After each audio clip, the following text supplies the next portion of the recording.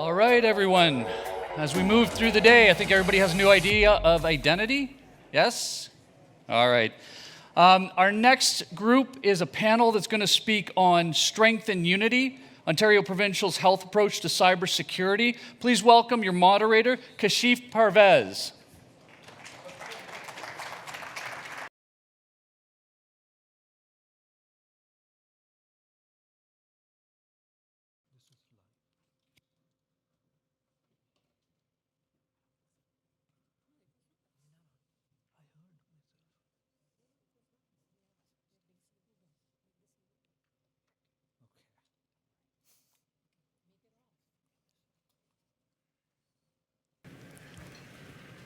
Good afternoon again.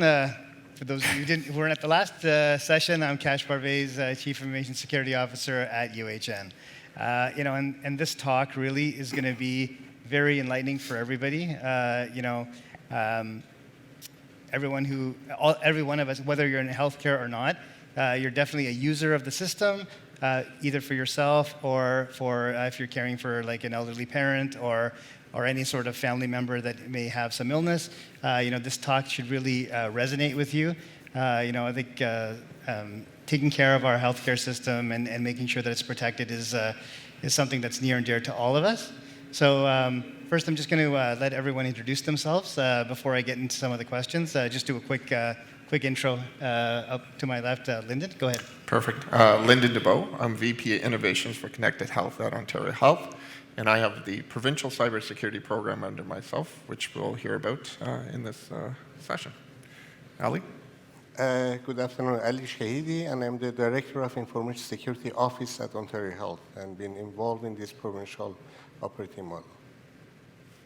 Moshonas, Director of Cybersecurity Defense, same company, of course, largely running the SOC and operations and frontline defense for the organization. Okay, so do we have Stephen? Or? Yeah, and I think we're trying to dial somebody in. There we go, Stephen. Yes, and then we have one attendee, panelist who is remote. Stephen, you want to introduce yourself? Yeah, sure. So I'm Stephen Lloyd. I'm the Director of the Provincial Cybersecurity Program with Ontario Health. In my role, I'm accountable for the development and progression of our health sector cybersecurity operating model. So happy to be here today, even though I'm unfortunately remote. Okay, great. So let's just dive right into it. We have a limited amount of time here today, but it's a great topic. So as many of you have seen already, that there's been several cybersecurity attacks, very public. There were sick kids right before the holidays there. It's always at the worst times, of course, right before Christmas. There's been a number of others that have happened recently as well, just before that. In our healthcare sector, and it's not just an Ontario thing. I think healthcare is in the crosshairs globally as well. If you look at any of the publications, Ponemon, some of the analysts as well, they all say the same thing, that not finance, not on the other sectors. It's healthcare that's being targeted by cyber criminals. So, given that context, what do you think that we should be doing? I'm going to target it to Stephen, our virtual panelist here. What can hospitals be doing in Ontario actually to combat ransomware, and how do you think we can approach this? Okay, so thanks for that question, Kashif. I'll give a little bit of an overview of the defender's dilemma that we have in healthcare, and then talk a little bit briefly around what we're doing to sort of counter the challenges. So in healthcare, quality and effective healthcare delivery is predicated on the concepts of openness, sharing, and collaboration across a variety of healthcare partners. And while this leads to better patient care and efficiencies, it creates significant challenges from a cyber defense perspective. Healthcare networks are highly complex, integrated, and connected, and this is counterintuitive from a cyber defense perspective. But it's the reality that we have to work with as cyber defenders in the healthcare space. The challenge is further compounded by the enormous amounts of pressure that frontline healthcare delivery has experienced over the past few years. Frontline workers are overwhelmed, exhausted, and they may be more vulnerable to phishing and social engineering attempts due to work-related distractions and fatigue. The cyber criminals also know this, and they're attempting to exploit that weakness, of course. To further complicate matters, we've also seen rapid growth of network-connected medical devices, operational technologies, and some other non-traditional IT systems that are now connected to our healthcare networks. These systems historically lack adequate security controls. Medical vendors are historically slow to upgrade or patch systems. And with patient safety at the forefront, there are strict change management and certification processes that must be adhered to. These processes, unfortunately, are not very agile, often leading to slow times to patch and slow times to resolve vulnerabilities. So these drawn-out change management processes are in place to ensure patient safety, but ironically, this actually creates a patient safety risk on the cybersecurity side. So it's critical that organizations and vendors find a better balance in that risk equation. And we're starting to see some improved cybersecurity practices built into these systems. A shift is occurring, but it's going to take a little bit more time. And just to cap off the first part of the question, so cybersecurity is a wicked problem, and in healthcare, the stakes are extremely high. Ultimately, health of patients is at risk. And because of this, the continuous progression and improvement of health sector resiliency to cyber attacks is our priority, and it's the journey that we are currently on. Now, Kash, do you want me to talk quickly around how we'd start to address this? Yes. I was looking for some strategies. I mean, me as a consumer as well, I'm selfish about this too. I mean, running in a large hospital, so I need to know what are some strategies that we can do to address this. Okay, I'll give a quick overview of what we're doing. Just a quick few minutes discussing how we're beginning to address a collective defense approach within the provincial health sector, and then I believe some of the discussion later will build upon this a little bit more. So in response to growing cyber threats and low levels of resiliency to cyber attacks that we're seeing across the health sector, Ontario Health, in partnership with the Ministry of Health and Ministry of Public Business Service Delivery, has developed a provincial health sector cybersecurity operating model that provides a vision for uplifting cyber resiliency across the provincial health sector. The model was developed in 2021 and is underpinned by the NIST cybersecurity framework and predicated on the delivery of cybersecurity capabilities at provincial, regional, and local health service provider levels. One of the challenges that we have is that historically, cybersecurity is often tackled in silos and without much collaboration between health service providers. This is particularly concerning considering the high degree of connectivity we have across the health sector, and an incident in one health service provider can quickly spread to others. So ultimately in healthcare, we're only strong as our weakest link. Our model begins to address this challenge and position cybersecurity as a team sport. Within the model, health service providers form cyber defenses in coordination with each other and across the province in alignment with Ontario Health qualified managed security service providers. The model provides for a balanced and focused delivery of cyber capabilities across people, processes, technology, and data, and doing so in a standardized and harmonized way.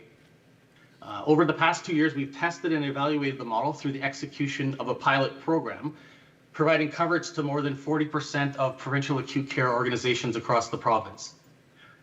Through the pilots, the model has demonstrated to provide financial and operational service efficiencies, increased resiliency to cyber attacks, and have fortunately helped health service providers meet their cyber insurance insurability requirements. Moving past the pilot phase, starting this April, we are planning to embark on an ambitious multi-year build plan that will see us accelerate progression of the model, providing broader coverage across the provincial healthcare system in both the acute and non-acute sectors. So we're really looking to expand to get to a state where we're fully covered across the entire healthcare sector. And then finally, as we all know, with cybersecurity, you could never move quickly enough. But through our targeted investments and our prioritized capability uplifts, we're already starting to see results. And we will continue to build on those results in the coming years. Thank you. Thank you, Stephen. That was a great overview. So for those of you who don't know, myself, I'm part of that 2-year pilot that Stephen was discussing. A whole group of hospitals that I represent are there. There have been a lot of good takeaways from that. I think it's just wrapping up in a couple of months. And really, it has really improved the overall posture of the hospitals within our region. So I think it's a great endeavor. It's a big ask. It's a lot of work, but it definitely will pay dividends in the future. So I mean, it's not going to be done overnight. It's going to take some time, but it's going the right direction.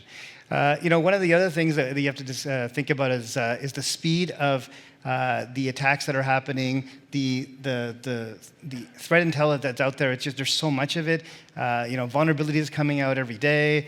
Not just at Microsoft, but in other systems as well. You got Cisco vulnerabilities, you got vulnerabilities everywhere, and all these sorts of things. And some organizations are set up better than others to sort of get this information. So threat intelligence and the exchanging of information within hospitals, like Stephen mentioned, we're all kind of one big virtual organization, if you will, in the healthcare sector. So in order to achieve and improve the exchange of information, threat as well as vulnerability information, what can we do to sort of improve this and get this flowing more quicker and more timely? Ali, I'll look to you. All right. The reality is that this is a critical aspect of what we need to do. And sharing the intel and basically all the information across the board is crucial to what we are doing, because we are dealing with a dynamic and complicated problem. To have a solution for such complication, we need to unite and we need to share the knowledge and intel together. About 30 years ago, the Army came up with the fusion concept, that they came with the mixing, basically combining both human intel with computer intel. The idea was that to come up with within the organizations, if they can come up with how they can share among, even inside one organization, between different departments, different basically lines of business. Now, the same concept applies to within the sector, especially if you are talking about the healthcare sector, which is dealing with humans' life. If we go back to the principles of information security, the consequences are usually either financial or human life. Financial can be recovered, but the human life, even one, is not recoverable. So the reality is that we need to work together in order to come up with the defense, the way that we can defeat the offenders and the attack vectors and surfaces that we are dealing with. We are dealing now with AI models of attacks. We are dealing with basically group type of attacks that they are coming toward us. And in order to, again, defeat them, we need to do that. Now, there are problems. We know that. And it can go back to the challenges that why we don't want to share. The reality is that there are mainly legal considerations that we are talking about, and all the way from the privacy concepts, or even organizations don't want to be considered that, oh, you know what, they had a weakness somewhere and they got attacked. But the reality is that at the end of the day, it doesn't mean that we hold back the information from each other and intel from each other. There are so many advantages in this basic sharing and exchanging the intel, vulnerabilities and all of that. Patient zero. We don't have to basically share very specific details when it comes to the breaches, or might not be even a breach. We just come up across some information. The verification of the information is the key, because at the same time, it might be misleading. So we can achieve that by doing so and by sharing exchanging the intel among the trusted partners. We are not going to do this across the board. We are not going to go to media or whatever. It is within the sector, and this can be even cross-sectoral. We are talking about nationally, and that's what we are trying to achieve in this model. Working with the federal government, we are working provincially, we are working with RCMP, all across the board to make sure that we can share information intel together. There are, as I mentioned, there are many benefits. At the end of the day, it's going to be, again, high-level event. And as long as we can share the attack vectors, we can come up with okay, what was the patient zero that basically came in? Those are the type of information we should share. At the same time that we are, based on what Stephen was describing, within the provincial operating model that we are, of course, involved with vendors and with MSSPs that are helping us with this. And we are trying to build that platform that is going to be a unified type of platform that is going to allowing even the MSSPs who might be considered as a competitors in the market share the information, because the end result and the end users are going to be the same basically entities that we are sharing. We have a different, exactly the same type of operating model. Across the board, if you look at the hospitals, they operate pretty much similar to each other. The systems are pretty much similar to each other. If there is a vulnerability that we are holding back and we are not telling others that, you know what, that was the weakness that we had, and you might be able to patch it in advance. We heard it this morning from our friend from Microsoft that it requires only 2 hours to do lateral movement within the network. We need to be agile. We need to share the information agile, not holding back after a week or after 2 days or 5 days, letting others, because we are concerned that, oh, it might cause us some public damage or whatever. The reality is that anyway it would come out. And this goes back to the accountability of, I believe that we need to be accountable. As I mentioned, it's human's life, especially in healthcare sector. It's not monetary type of damages. So even if we lose one life, we need to be concerned, and we shouldn't be able to sleep at night. Why? Because we didn't want to share or we didn't take accountability for that. So that's why it's very important and critical. Otherwise, we will not be able to, as Stephen mentioned, to operate in silos and then try to be defeated, especially with all of the technology and TTP challenges and then resource challenges that we all have across the board in this domain. So we need to unite and we need to share the intel. No, that's a great answer, Ali. And, you know, I have a small daughter, and I mean, it's just going back to like basic, I'll call it kindergarten principles, right? Sharing is caring. You know, everyone's heard that when you have small children, that's what you say. And it's the same with threat information as well. So you gotta, you know, not hold it to yourself, you know, disseminate it out there. But it's one thing to give the information, which is great. But the other thing is you need to do something with it. So, you know, it's you know, you've got Lockbit, you've got whatever, like, you know, Log4j, you've got all these things that are coming out. It's great. I told you about it, but now what? So we need some accountability where these organizations, these hospitals, these healthcare organizations, they're doing something with it. They're actually actively trying to make themselves better and secure their perimeter. So there are a lot of challenges with that, so some of the challenges that you may see, maybe Greg can talk a little bit about those challenges within the provincial healthcare sector. Greg. Yeah, absolutely. So, I mean, as with any type of data, and that's what threat intel really is, it's about how you use it and put it to work more than anything. I don't think there's one simple kind of framework to use threat intel or anything like that. It really depends on your organization and your situation. I see it as 3 kind of simplified tiers and whatnot that you would process and use that data coming from threat intel. And if you're at that basic, you know, beginner level as an organization, there's no shame in that, but it's really about spinning up the foundation and your critical protections, right? We heard it from Microsoft at the keynote, and it's fact, 98% of attacks come down to critical controls at the foundational level. So threat intel at that point is really going to drive your business case. It's going to get you the funding. It's going to help you push through with business, getting those things in place and break down any barriers and help explain why you need those controls to the organization and to your business. Once you have those in place, you can start to consume threat intelligence at a much deeper level, more technical level, and consume it at the day-to-day, you know, kind of perspective. That's where the kind of sharing is caring comes into play, and that data of how a partner organization was attacked or something like that, you know, can be applied in your environment. The maturity within that kind of mid-range is really automating and delivering speed in terms of how you apply those protections against those IOCs and threat vectors. At the more advanced maturity level, which I don't think much of healthcare is, but we're starting to look at and think about, it's kind of how do you use threat intelligence at the strategic level to figure out, okay, this is where the attack, you know, sector is going, and this is the bleeding edge of attacks, and this is where we need to get ahead of and conquer to really stop the attacks at the base.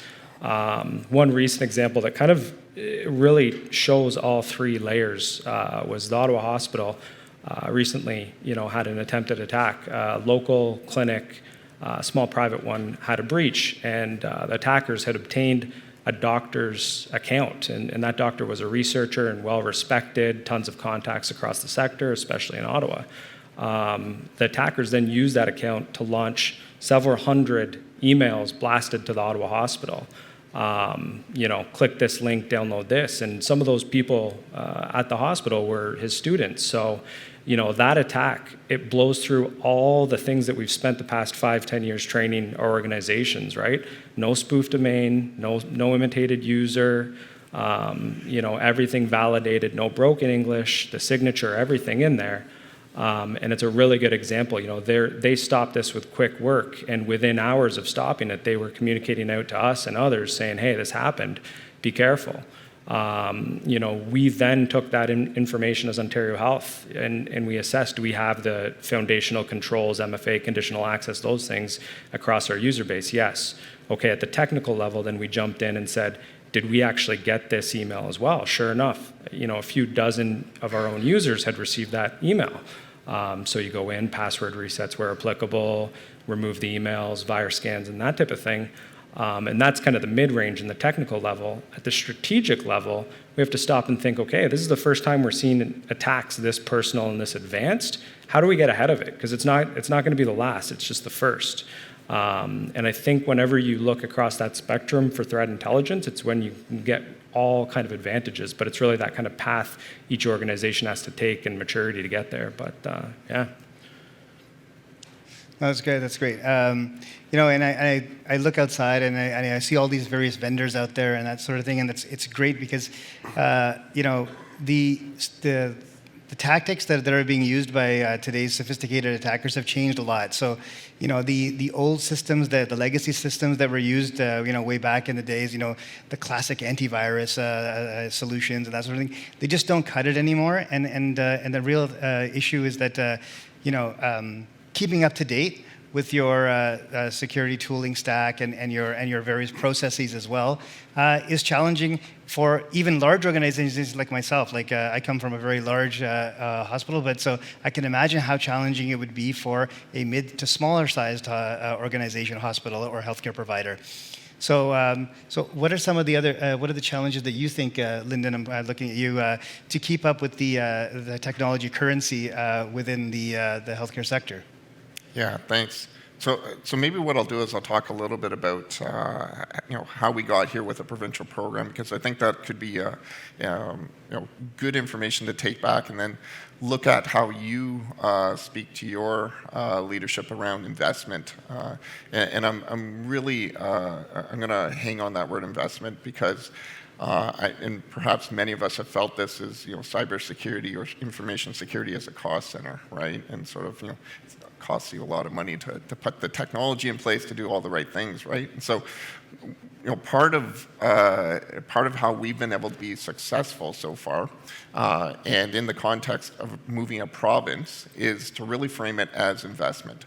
And so we took a capabilities-based approach, and so we talk about capabilities as people, process, technology, and data, and tied to provincial standards, so the NIST cybersecurity framework, and built a model collaboratively that we could point to and say, there's a big problem, that's acknowledged, and that we understand that moving the whole sector is going to take a lot, and going to take a lot of investment.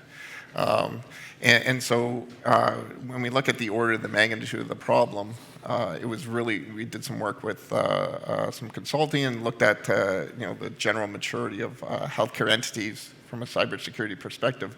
It was $1 billion problem, really, to close that gap. And you can imagine that almost becomes a non-starter when you frame it that way, right? Like, no one's going to write you a check for $1 billion. And so, the ongoing joke was we had Dr. Evil, $1 billion, that meme was circulating, right? So we had to look at it and say, how are we going to change this discussion? And so we turned it into an investment discussion. And it's not about investing $1 billion, it's about where do we start? So we started with critical control capabilities. And I see a lot of heads nodding because you've probably had the same discussion. If you had $1 to spend, where would you spend it, right? So EDR, good top tier EDR, that's probably a pretty good investment. So that was on our critical control list.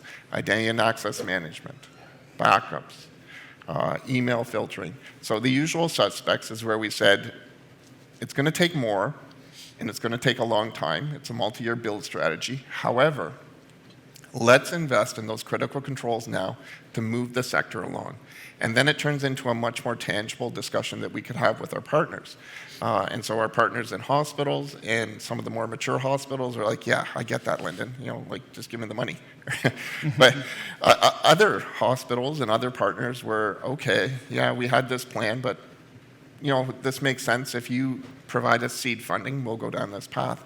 And you've got to imagine across the healthcare sector today, it's really what you would call a federation, right? So there's provincial oversight from bodies like Ontario Health and the Ministry of Health.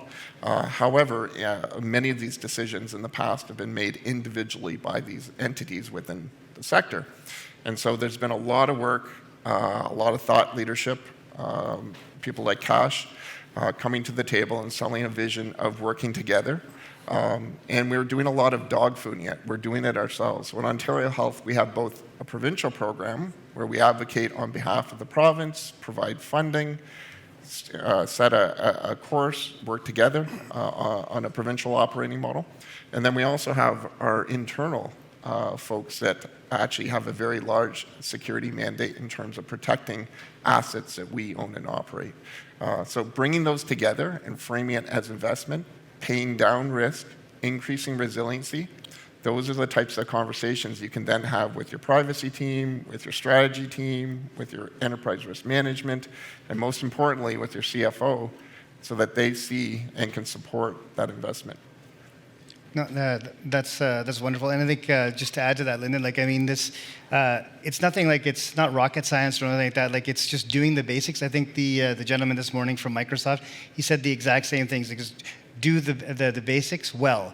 That's all you really need to do. So like you mentioned, the EDR, the email filtering, getting a good incident response place. These are table stakes that everyone should have, and you assume that everyone does have these. However, I don't know how much you know about the healthcare sector in Ontario, but there's a lot of large organizations that may be at a different level of maturity, but there's also rural ones up in sort of the area even north of where Stephen's area represents in the northern Ontario, where it's not that big, and you have very small regional hospitals, so they don't have the same sort of capabilities, right? So, actually, I think I have one of our colleagues, Mansouri's also sitting in the front row here, and he represents a large number of hospitals in the little bit East Ontario, East Toronto area rather, and he's also been part of this journey as well.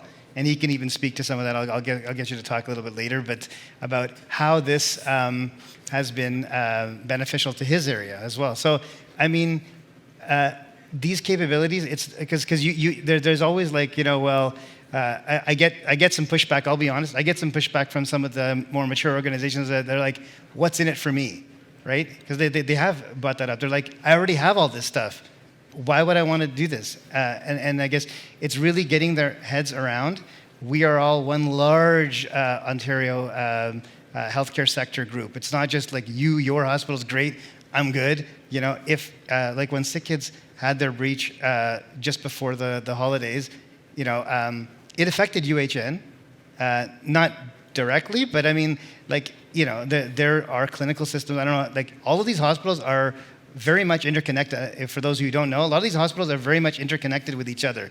So the patient flow and that sort of thing. So, just because you have an incident, it's not on you. It affects the entire system. So, yes, it's definitely a great vision by Ontario Health, and I think it's great leadership by Lyndon, Ontario Health executive, and the rest of the team to actually plan out this strategy. I know we're running low on time here. We only got a few minutes left. Since it's such a big topic, we will be available after as well for discussion. But if anyone right now has any questions, we'd be willing to take them right now if you want. We'll reserve the last 5 minutes here. A couple of questions. Yes, I guess gentleman at the back there first. Have you invested in the threat hunting, assuming the attackers already in the network? Yeah. Any tools already deployed? You want to answer? Yeah, for sure. It's certainly one of the core capabilities. However, the way we've really represented it is a combination of SIM, combination of EDR, and then those technologies supporting the signals to then have the people in the process for threat hunting. And then there is a strong push for collaboration with managed security service providers.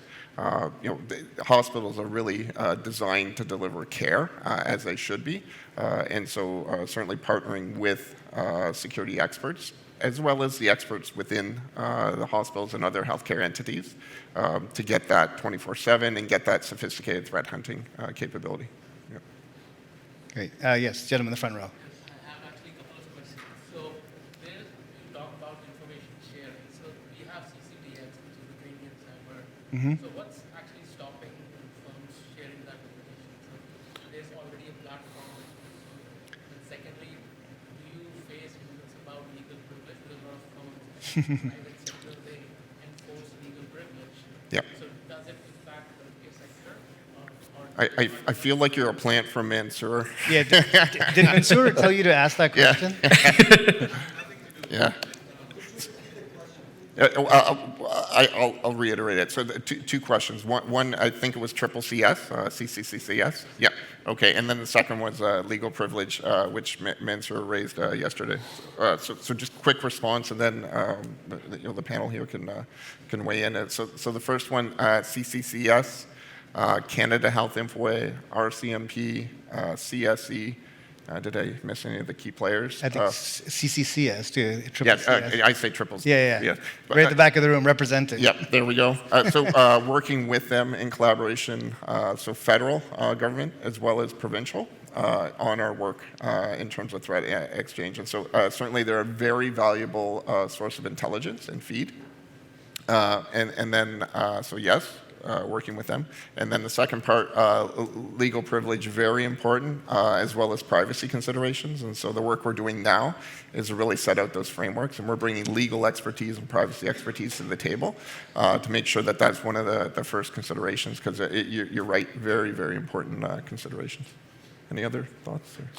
If I may add, as Linda mentioned, I think the biggest challenge is the governance around this. While we are talking about data sharing and intel sharing, that's what we are trying to achieve and establish the governance around this concept and how we are going to manage this. Because that goes back again to the legal considerations and privacies and what should be shared, what not or cannot be shared, at what level of details. Those are the things that the frameworks that we are working on to make sure that we are not going to go around the legality of and privacy parts of it too. Yeah, I love both questions too, but I would, around the existing platforms, I personally view us as complementing and working with all those platforms, not looking to replace them, right? We have a unique position with Ontario, so we're trying to build that at our level and then integrate and partner with all those to make them stronger and likewise ours. Legal privilege is an interesting one. In a dream wish list world, I would shift legal privilege to legal liability and ask organizations under a breach which are not sharing information, how do you feel about being liable but not sharing that information, and another organization gets attacked in 2 days by the same thing that you could have prevented. So I don't know if that'll happen, but that's my own personal wish list and shifting. So, okay, fine. I'll take this last one, but this is the last one because we are over time, and I don't want to. We're getting the red behind. negative. Yeah, we're getting the red thing, or you can just ask it after when we come down. Okay. Sorry about that. Okay, thanks everyone for being so engaged. I mean, this is a very relevant topic, and so we'll be around. You can approach us after, and even at the meetup as well, we'll be around. So definitely just reach out to us. Thanks. Thank you.